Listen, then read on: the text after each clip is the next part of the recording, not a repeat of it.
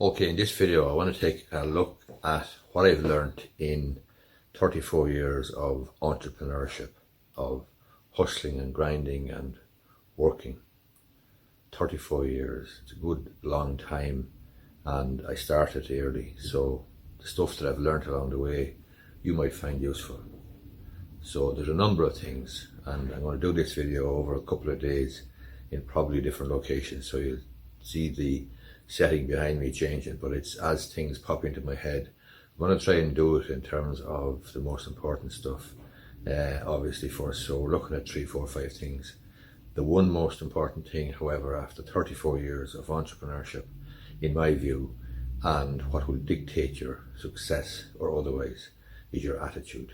You can change a lot of things about your life. You can change or face appalling circumstances, but your attitude is something that you have and you have control over. You can never control your circumstances, or only control your circumstances to a small degree, but you can always control your attitude. You can always control how you react to your circumstances. So your attitude, I believe, is absolutely critical to doing well, to succeeding over a period of entrepreneurship, over a lifetime. Not only to do with entrepreneurship though, I think a good attitude, a positive attitude, the right attitude will serve you very well in any event. We all know people who are basically forever complaining, they're whinging, they're whining. They know all about their entitlements, they know all about their rights, they know all about their constitutional rights, but they don't seem to pay much heed to their obligations. They don't seem to pay much heed to what they have to do, and they are forever looking for somebody or something to blame. So no matter what misfortune visits them, they have somebody to blame. It might be the government, it might be society generally, it might be the communists, it might be the conservatives, it might be the Republicans, it might be the Democrats, it might be the bad weather, it might be bad luck, it might be whatever. It could be the banks, it could be the European Union, it could be the Brits, you name it. But we all know people who are absolutely besotted with and seducing themselves with their own complaints, their own whinges and their own whining. That is the attitude that's going to lead you to a life of perpetual whinging. So first thing, and the most important thing I believe in doing well in life generally and in entrepreneurship, is your attitude, and you can control that. Second vitally important thing, if you're in business, if you're starting a business or running a business, there's a phrase or a saying that in the land of the blind, the one-eyed man is king. In the land of business, cash is king. So never ever forget that.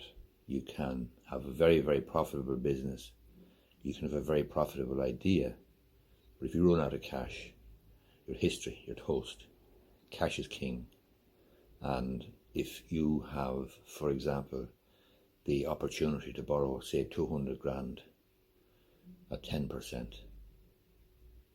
and you're saying to yourself, this is an appalling interest rate, but you need 200 grand to keep you going, to tide you over, then there's no point sweating the small stuff about the interest rate if you simply need the cash. Because sometimes you do run into a situation where you're basically running out of cash, and if you run out of cash, in most businesses you're dead. So, don't quibble over or fight over the small stuff when it comes to borrowing money. If you can borrow money at 10% to stay alive, and you can only get 50% of that money at a much cheaper rate, but you're going under, there's no point getting the cheaper money. You need to do what you need to do. Cash is king. You need to keep solvent, and you need to keep going. You need to stay in the game. So after the good few years of endeavour and good few years of being in business myself, especially in cash businesses, in the early years, not so much in the latter years, I understand that cash is king, and you can turn over an awful lot of cash and be unprofitable, but you can stay going for a long time because cash will keep you going, cash will keep you liquid. Next thing I'd suggest that you do is look after your customer or your client very, very well. You need to make a qualitative difference in judgment between how you treat a customer or client, a paying customer and client, and everybody else. They should be, to all intents and purposes, nearly put on a pedestal. Now, there's a saying that the customer is always right. The customer is not always right. But if you treat them well, look after them really well, then they'll always be your customer. So, and ironically, the phone is ringing there. I'm not answering it now because it's lunchtime, and between 1 and 2 or 12, 1 and 2, I have my lunch, so I'm making this video during lunchtime.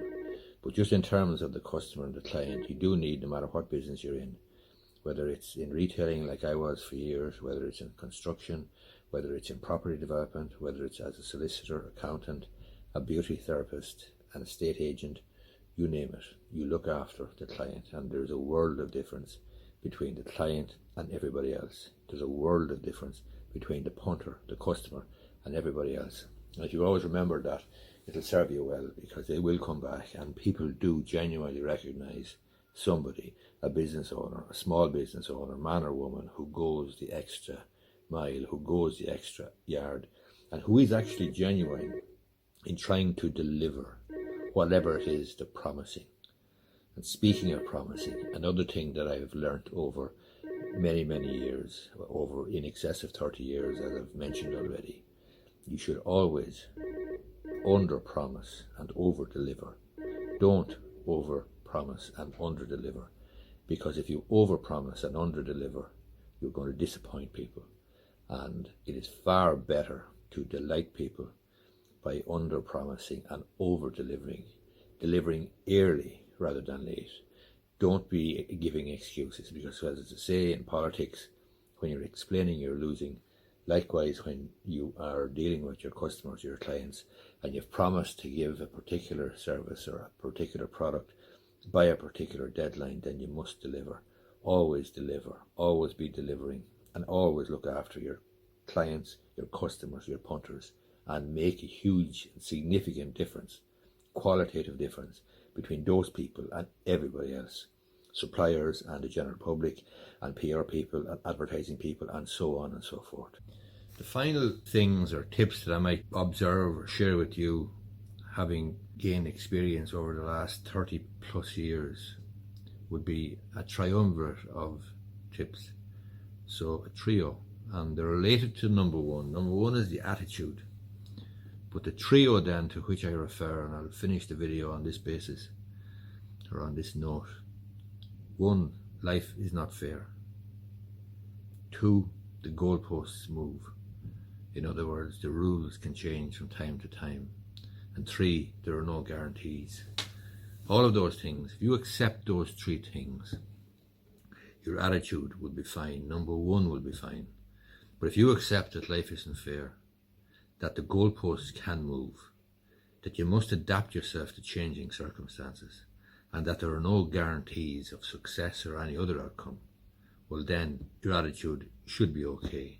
So I hope you find the video useful. I hope you find my observations and what I've noticed over the last number of years to be useful for you, whether you're an entrepreneur or starting out in a career, or in the middle of a career, or in the middle of a business, or whatever. But I thought I'd share them with you. As I say, some things, some points that I've noticed which I find beneficial and have found beneficial over the last 34 years of entrepreneurship and hustling and grinding. Hope you find the video useful. If you do, I would appreciate if you gave it a thumbs up down below. Thanks a lot.